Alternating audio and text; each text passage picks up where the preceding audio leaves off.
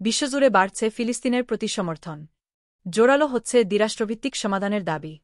চলতি বছর আগ্রাসনের মধ্যে স্বাধীন ফিলিস্তিন রাষ্ট্রের স্বীকৃত দেশের সংখ্যা বেড়েছে। এখন পর্যন্ত জাতিসংঘের সদস্য 147টি দেশ ফিলিস্তিনকে স্বীকৃতি দিয়েছে।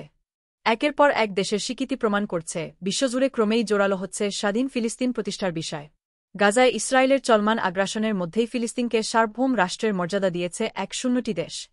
এ পর্যন্ত জাতিসংঘের 193 সদস্য দেশের মধ্যে 147টি দেশ ফিলিস্তিনকে স্বীকৃতি দিয়েছে স্বাধীন রাষ্ট্র হিসেবে, যা আন্তর্জাতিক সম্প্রদায়ের প্রায় 7-5%। 1948 সালে ইসরায়েল রাষ্ট্র প্রতিষ্ঠার মধ্য দিয়ে নিজ ভূখণ্ডের সার্বভৌমত্ব হারায় ফিলিস্তিনিরা। এরপর যুগের পর যুগ ধরে শুধু অধিকার হরণ আর নিপীড়নের শিকার মধ্যপ্রাচ্যের মুসলিম রাষ্ট্রটি। তখন থেকেই স্বাধীনতার লড়াই শুরু হয় তাদের।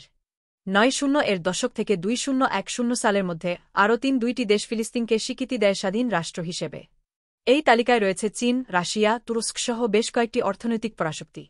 2011 সালে ইরিত্রিয়া ও ক্যামেরুন বাদে বাকি সব আফ্রিকান দেশ ফিলিস্তিনের স্বাধীনতার স্বীকৃতি দেয়।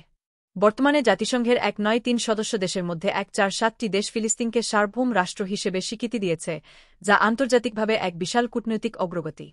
গাজায় চলমান ইসরায়েলি আগ্রাসনের মধ্যেই স্পেনসহ 110টি দেশ ফিলিস্তিনকে স্বাধীন রাষ্ট্র বলে ঘোষণা করেছে। সর্বশেষ গত মার্চে মেক্সিকো ফিলিস্তিনকে স্বীকৃতি দেয়। ফ্রান্সের প্রেসিডেন্ট ইমানুয়েল ম্যাক্রো এক বিবৃতিতে জানিয়েছেন, কয়েক মাসের মধ্যেই ফিলিস্তিনকে স্বাধীনতার মর্যাদা দেবে ফ্রান্স।